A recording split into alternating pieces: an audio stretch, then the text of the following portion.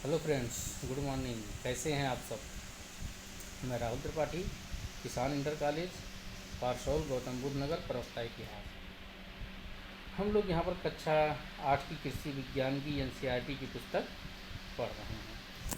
पिछले वीडियो में हम लोगों ने यूनिट 1 पढ़ा, जो कि मृदा गठन से संबंधित थी। आज हम लोग यहाँ पर यूनिट 2 पढ़ेंगे, जो जलवायु विज्ञान से संबंधित है। लेकिन इसकी शुरुआत करने से पहले आप हमारे इस यूट्यूब चैनल को सब्सक्राइब करें, लाइक करें, शेयर करें। धन्यवाद। आइए हम लोग देखते हैं। ये दूसरी यूनिट जो है किससे संबंधित है? जलवायु से संबंधित है। किससे संबंधित है? जलवायु से। इसके अंतर्गत हम लोगों को पढ़ना क्या है? यहाँ पर जलवायु विज्ञान की परिभाषा पढ़नी है। इस जलवायु को मापने वाले कुछ यंत्र हैं, उनको देखना है। वर्षा मापक यंत्र या दाब मापी यंत्र, इन सबको देखना है। और फिर हम लोगों को देखना है कि किस प्रकार की जलवायु में किस प्रकार की फसलों का उत्पादन किया जाता है। किस प्रकार की फसलों में किस प्रकार की जलवायु में किस प्रकार की फसलों का उत्पादन किया जाता है, हम लोग यहाँ पर देखेंगे। ठीक है। अब आइए सबसे पहले हम देखते हैं जलवायु किसे कहते हैं। क्या देखते हैं? जलवायु किसे कहते हैं? जलवायु। ठीक है। अब जलवायु किसे कहते हैं, तो भाई देखते हैं। किसी विस्तृत भूभाग पर, किस पे? किसी विस्तृत, एक बड़े क्षेत्र पर, भूभाग पर कई वर्षों की लंबी अवधि तक, क्या है?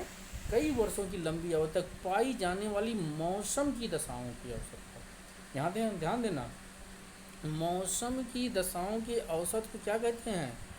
उस स्थान की जलवायु कहते हैं। मौसम की दशाओं के औसत को उस स्थान की जलवायु कहते हैं। अगर आपसे पूछा जाता है भाई जलवायु किसे कहते हैं, तो आप क्या बताएंगे?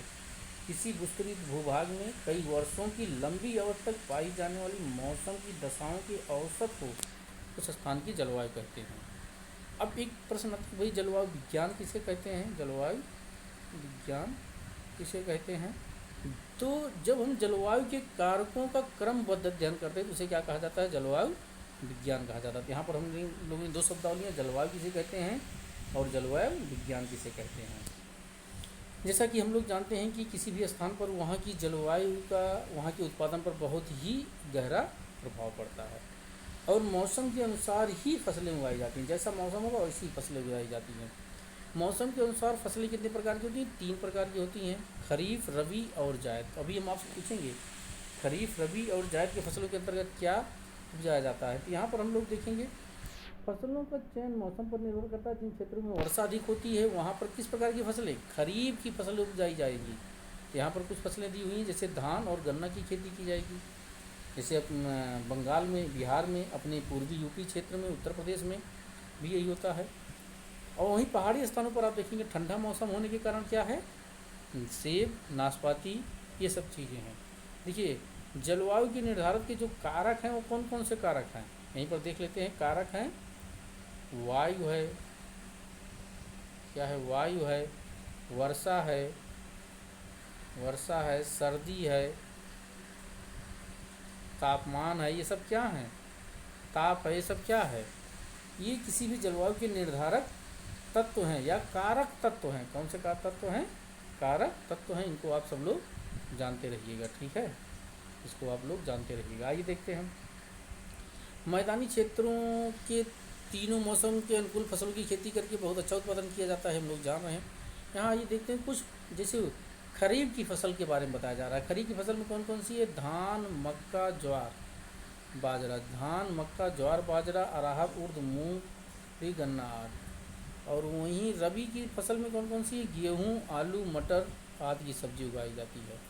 और आप जायद की फसल देखेंगे तो यहाँ पर खरबूजा, तरबूजा, लौकी, कद्दू, परवल, की तुरई, भिंडी, सब्जियाँ हैं कुल मिलाकर के इसमें। तो इस पैराग्राफ को आप लोग पढ़ लीजिएगा, क्योंकि यहाँ रोक करके वीडियो, क्योंकि इसमें और कुछ विशेष नहीं दिया गया। अब इस जलवायु को हम मापते कैसे हैं? तो इसको मापने के लिए यहाँ पर देखिए, तापमान को मापने के लिए थर्मामीटर, वर्षा को मापने के लिए वर्षा मापी, पवन को मापने के लिए वायु वेग मापी या एनीमोमीटर। तापमापी के द्वारा किसी स्थान का क्या मापा जाता है? तापमान मापा जाता है तापमापी के द्वारा। आप देखेंगे यहाँ एक यंत्र बनाया गया है, इस यंत्र को आप लोग देख लेंगे। ये वर्षा मापी यंत्र है। ठीक है, ये वर्षा मापी यंत्र है। ये चीज़ें आप देखेंगे कैसे मापा जाता है, अभी आगे हम व्याख्या करेंगे। वर्षा मापी यंत्र है, इसको आप लोग देख लीजिएगा। आइए देखते हैं, देख लिए होंगे हमको लग रहा है। आगे बढ़ते हैं।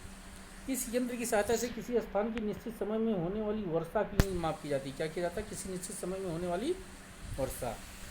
इसकी आकृति कैसा है? बेलनाकार खोल में एक शीशे की बोतल होती है। बोतल की व्यास बराबर वाली एक कीप के आकार की होती है। वर्षा में इस खुले में रख देते हैं। वर्षा की बूंद बोतल में एकत्र हो जाती है और उसे नाप लिया जाता है, जिससे वर्षा की मात्रा क्या हो जाती है, हमें ज्ञात हो जाती है। तो इसको आप जानते हैं। अब हम लोग जो देखने चल रहे हैं वो वायु दाब मापी या बैरोमीटर भी इसे कहते हैं यंत्र है। वायु दाब मापी या बैरोमीटर ये क्या मापता है? वायु की दाब को मापता है। किसको मापता है? वायु की दाब। और पवन की वेग को क्या मापता है? एनीमोमीटर मापता है। ठीक है, एनीमोमीटर जो यहाँ पर दिया हुआ है ये क्या है? पवन वायु वेग मापी यंत्र है। इसको ध्यान दीजिएगा आप लोग, वायु वेग मापी है, वायु दाब नहीं माप रहा है, वायु वेग। और जबकि वायु दाब को मापने के लिए वायु दाब मापी या बैरोमीटर का, ये वायु दाब मापी है, बैरोमीटर इसे कहा जाता है अंग्रेजी में। ठीक है, यहाँ पे दिया हुआ है बैरोमीटर, ये आप देख लीजिएगा। यहाँ से प्रश्न बहुत पूछा जाता है, इसको आप अच्छी तरह से देखिएगा। ठीक है, आइए हम आगे बढ़ते हैं। तो ये हो गया। अब यहाँ पर हम लोग देखते किसी स्थान का वायु दाब ज्ञात करने के लिए इस यंत्र का उपयोग करते हैं। इसमें कांच की नली में पारा भरा होता है। नली का निचला हिस्सा एक थैली में लगे नुकीले पेज द्वारा पारे की नाद को छूता है। तो क्या भरा होता है? इसमें पारा भरा होता है। क्या भरा होता है? पारा। वायु दाब घटने बढ़ने पर साथ में लगे थर्मामीटर से तापक्रम व वायु दाब मापी से वायु दाब साथ साथ ज्ञात कर किया जाता है। ठीक है, तो आप इसको जानते रहिए। वर्षा और शरद काल में वायु दाब एकदम कम हो जाने पर वर्षा की संभावना होती है। ग्रीष्म ऋतु में कम होने पर आंधी व संकेत आता है। अगर वायु दाबमान कम हो रहा है ग्रीष्म ऋतु में, तो क्या आएगा उसमें जो है वो आंधी या तूफान आएगा। और शरद काल में वायु दाब जो है एकदम कम हो रहा है तो क्या होगी? वर्षा की संभावना होगी। तो नली में पारे का धीरे धीरे चढ़ना साफ मौसम। तो भाई बताइएगा आप, नली में पारे का चढ़ना क्या होता है? साफ मौसम का संकेत करता है। किसी स्थान की ऊंचाई व गहराई का भी पता इस यंत्र से लगाया जाता है। ठीक है, गहराई का भी पता लगाया जाता है। जलवायु के आधार पर उत्तर प्रदेश में कृषि क्षेत्रों का विभाजन। उत्तर प्रदेश को जलवायु के आधार पर निम्नलिखित क्षेत्रों में विभाजित किया जाता है। यहाँ पर कुछ नहीं है, आप इसको देख लीजिएगा। इसको बढ़िया से मैं धीरे धीरे जो है इसको आगे बढ़ा रहा हूँ। भावर क्षेत्र या तराई क्षेत्र कौन कौन से हैं इसमें बताया गया है, तो आप लोग जाने रहिए। भावर या तराई क्षेत्र बिजनौर, रामपुर, मुरादाबाद। पश्चिमी मैदानी क्षेत्र गंगा यमुना दोआब की क्षेत्र जनपद कौन कौन से? सहारनपुर, मुजफ्फरनगर, मेरठ, गाजियाबाद, बुलंदशहर।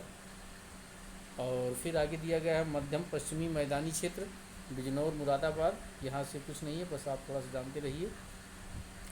ये शुष्क क्षेत्र है। मध्य मैदानी क्षेत्र कहाँ पे आएगा? लखनऊ, इलाहाबाद मंडल। बुंदेलखंड क्षेत्र बुंदेलखंड में आता है, यहाँ वर्षा कम होती है भाई।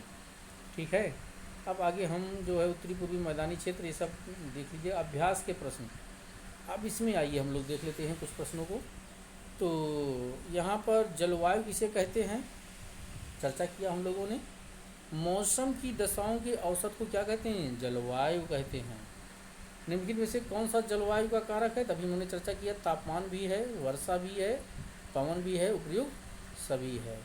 जलवायु का अध्ययन किस विज्ञान के अंतर्गत करते हैं? तो जलवायु विज्ञान के अंतर्गत करते हैं।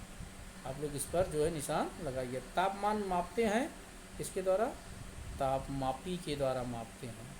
रिक्त स्थानों की तापमान मापने के लिए अभी जैसा कि तापमापी का प्रयोग करते हैं। वर्षा मापने के लिए यहाँ पर क्या भरेंगे? तापमान मापने के लिए तापमापी या थर्मामीटर का किसका प्रयोग करेंगे? या तो इसी यहाँ पर थर्मामीटर का,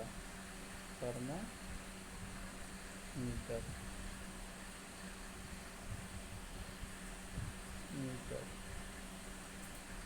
और वर्षा मापने के लिए रेन गेज, यहाँ क्या भरा जाएगा? रेन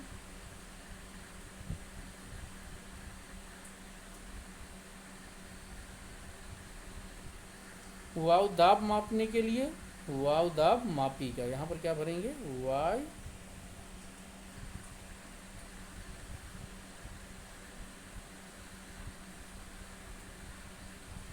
यहाँ पर वायु दाब मापी का प्रयोग करेंगे।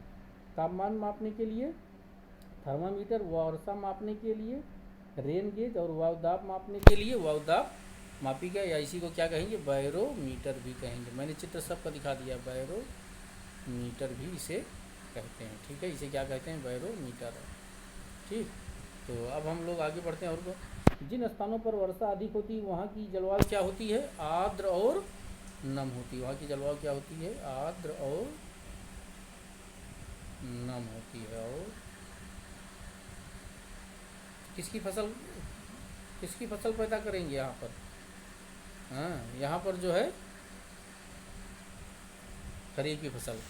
जलवायु के कारकों के क्रमबद्ध अध्ययन को क्या कहते हैं, जलवायु विज्ञान कहते हैं। क्या कहते हैं, जलवायु विज्ञान कहते हैं। क्या कहते हैं, जलवायु विज्ञान कहते हैं। अब अगला प्रश्न है, निम्नलिखित में सही के सामने सही का और गलत के सामने गलत का चिन्ह लगाना है। तो आइए देखते हैं हम लोग। जलवायु के कारकों के क्रमबद्ध अध्ययन को जलवायु विज्ञान कहते हैं, सही है। जिन स्थानों पर वर्षा अधिक होती है वहाँ की जलवायु नम व आर्द्र होती है, सही है। तापमान वायुदाब मापी द्वारा मापा जाता है, गलत है। वर्षा मापने की यंत्र को तापमापी कहते हैं, गलत है। किसी निश्चित क्षेत्र में वहाँ की जलवायु के अनुसार फसल उगाई जाती है, एकदम सही है। मौसम के अनुसार ही फसल उगाई जाती है। मौसम के आधार पर फसलें कितने प्रकार की होती हैं, भाई बताओ कितने प्रकार की होती हैं, 3। कौन कौन सी होती हैं, खरीफ, रबी और जायद। कौन सी होती है, जायद। इरेजर कर देंगे, नहीं तो और भी होगी, खरीफ, रबी और जायद। जलवायु की प्रभावित करने वाले कारक कौन कौन से हैं, पहले ही बताया मैंने, वर्षा है, तापमान है, वायु है, सर्दी है। ये सब क्या हैं, ये सब वर्ष क्या है, ये सब जलवायु को प्रभावित करने वाले कारक हैं। ये सब क्या हैं, जलवायु को प्रभावित करने वाले कारक हैं।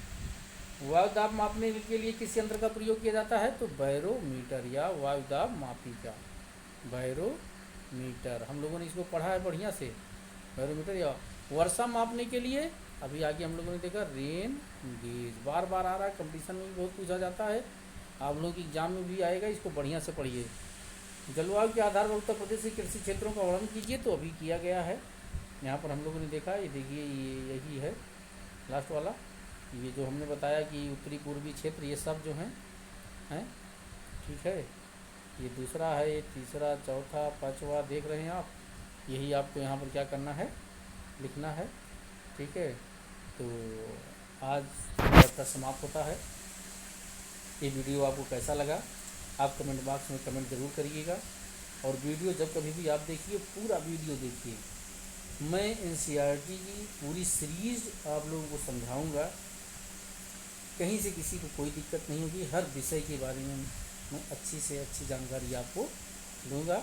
आप केवल एक काम करिए, हमारी इस यूट्यूब चैनल को शेयर करिए, लाइक करिए और सब्सक्राइब करिए।